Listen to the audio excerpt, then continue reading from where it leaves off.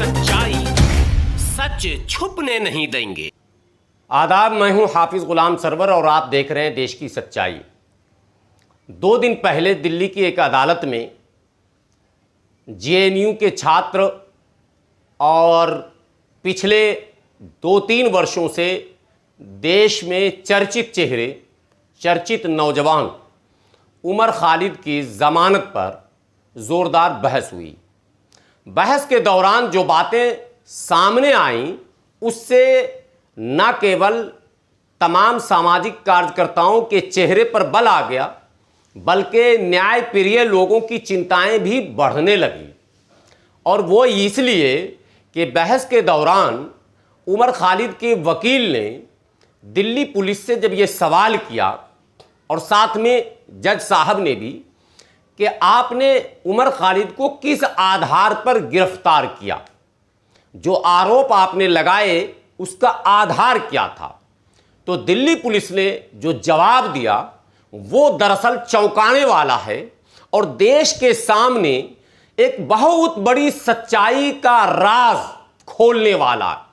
हालांकि आरोप तो पहले भी लगते आ रहे हैं, लेकिन भरी अदालत में जज साहब की मौजूदगी में इस तरह से ये आरोप सिद्ध होगा और इस तरह से राज खोले जाएंगे और पुलिस और तमाम टीवी चैनल इस तरह से बेनकाब हो जाएगा, ये किसी ने नहीं सोचा था।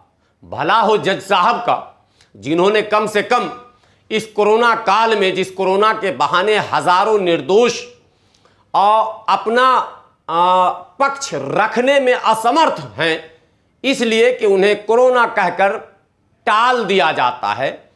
तो मैं तो जज साहब को सलाम करता हूं, जिन्होंने कम से कम उमर खालिद के मामले पर गंभीर चर्चा की, सुनवाई की और उस सुनवाई के दौरान कई बातें सामने आई। पूरा देश चौंक जाएगा, सबको सुनना चाहिए, इसलिए आप सबको सुनाइए। सुनने के बाद मामला क्या था, सुनवाई के दौरान जब जज साहब ने दिल्ली पुलिस से सवाल किया कि उमर खालिद की गिरफ्तारी का आधार क्या है, तो दिल्ली पुलिस का चौंकाने वाला जवाब सामने आया। दिल्ली पुलिस ने यह जवाब दिया कि रिपब्लिक टीवी और न्यूज़ 18 पर जो न्यूज़ चला था उस वीडियो क्लिप के आधार पर हमने उमर खालिद पर UAPA लगा दिया।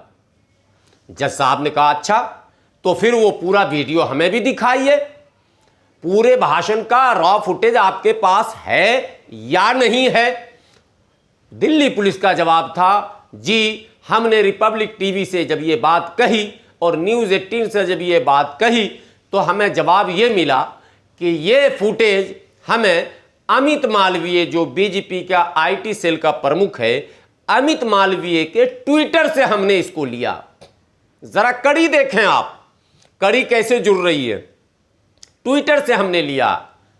फिर अदालत ने नोटिस जब जारी किया तो रिपब्लिक टीवी ने यह जवाब दिया कि ये जो अमरावती में उमर खालिद का भाषण था, वहां हमारे चैनल के रिपोर्टर्स नहीं थे और हमारे कैमरा से वीडियो शूट नहीं हुआ है, बल्कि हमने तो अमित मालवीय के ट्विटर से ये उठाकर चलाया है। यानी ये स्क्रिप्ट तैयार किया है, ये एडिटेड वीडियो है, छेड़छाड़ किया हुआ वीडियो है और पूरा वीडियो हमारे पास नहीं है।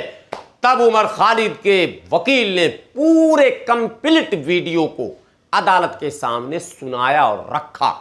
जज साहब के भी होश उड़ गए और जज साहब ने इन पत्रकारों के ऊपर जो टिप्पणी की वो बहुत सुनने लायक है। अगर लोग कहते हैं चुल्लू भर पानी में डूबना, लेकिन न्यूज़ 18 और टीवी रिपब्लिक टीवी को चुल्लू भर पानी में नहीं बल्कि किसी नाली में डूबकर मर जाना चाहिए। अदालत ने इन पर जो टिप्पणी की है, इन्हें क्या क्या कहा है, वो आप सुनेंगे तो चौंकेंगे कि इस तरह की टिप्पणी स्वतंत्र भारत में किसी बड़े पत्रकार के ऊपर अदालत के द्वारा, जज के द्वारा किया जाए, ये बहुत ही शर्मनाक घटना है। और ये घटना हुई कैसे?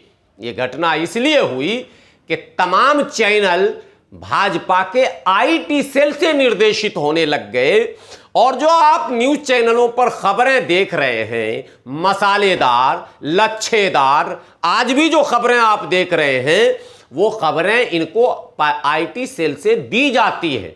आपको ये चलाना है, आपको आज ये कहना है, आपको आज इस तरह के डिबेट्स कराने हैं, आज आपको ये पत्रकारिता के नाम पर एक काला धब्बा है देश पर कि पत्रकार सत्ताधारी दल और कथित तौर पर आईटी सेल का जो देश के माहौल को बिगाड़ने का जिस आईटी सेल पर लगातार आरोप लग रहा है, उस आईटी सेल के निर्देश पर टीवी चैनल्स अपने प्रोग्राम सेट करते हैं।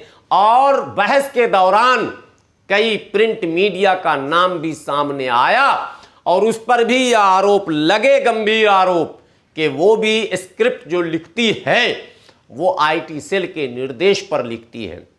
बहरहाल 2-3 बातें और सामने आईं जो चिंता का विषय बन गई। पुलिस से सवाल होता है कि आपने मुकदमा कैसे दर्ज किया, तो पुलिस कहती है हमने टीवी चैनल पर न्यूज देखा। न्यूज वालों से पूछा जाता है ये वीडियो कहां आया, तो वो न्यूज वाले कहते हैं कि हमने आईटी सेल से लिया। और आईटी सेल वाले से अगर सवाल किया जाता है कि आपने ये कैसे चलाया, तो वो फिर संवैधानिक शब्दों का प्रयोग करते हुए अपने बचाव में कुछ शब्द रख देता है। लेकिन सवाल ये खड़ा होता है कि क्या ये गोदी मीडिया, देश को तोड़ने वाली मीडिया, देश के अंदर उन्माद फैलाने वाली मीडिया जो आईटी सेल से चलती है, क्या पुलिस भी उसी मीडिया के चलाए गए प्लांटेड स्क्रिप्ट पर काम करेगी? ये सबसे बड़ा सवाल है। पुलिस के पास इतना बड़ा अमला है, इतनी सुविधाओं से सुसज्जित पुलिस है, जिसके पास किसी भी सच्चाई को जानने, परखने और समझने के लिए वो सारे संसाधन उपलब्ध हैं। उसके बावजूद अगर पुलिस चैनलों पर चलाए गए उन फर्जी न्यूज को अगर आधार बनाएगी, तो फिर देश का क्या होगा? लेकिन हां, यह सिर्फ मुसलमानों और दलितों के साथ एप्लीकेबल है। दिल्ली पुलिस हो या भारत की और भी कोई पुलिस हो, मुसलमान और दलितों पर दिए गए भाजपा और भाजपा के आईटी सेल और टीवी चैनलों के द्वारा चलाए गए खबरों को ही आधार बनाकर मुकदमा दर्ज कर देती है। लेकिन अगर किसी और लीडरों के विषय में दिन भर भी चैनल में न्यूज चले, तो पुलिस उस पर गंभीर नहीं होती है। और इसके अनेकों उदाहरण मौजूद हैं। उदाहरण तबलीगी जमात का भी मौजूद है। उदाहरण आपने ये देखा होगा कि मौलाना साद से लेकर कोरोना काल में जो कथित तौर पर आरोप लगाए गए जमात पर, मौलाना साद से लेकर उनके सहयोगियों, समर्थकों और उस समय सरकार की इस पॉलिसियों का विरोध करने वाले सभी चेहरों को पुलिस ने सिर्फ इसलिए घसीटा कि टीवी चैनलों ने उसके विषय में फर्जी खबरें चला दी।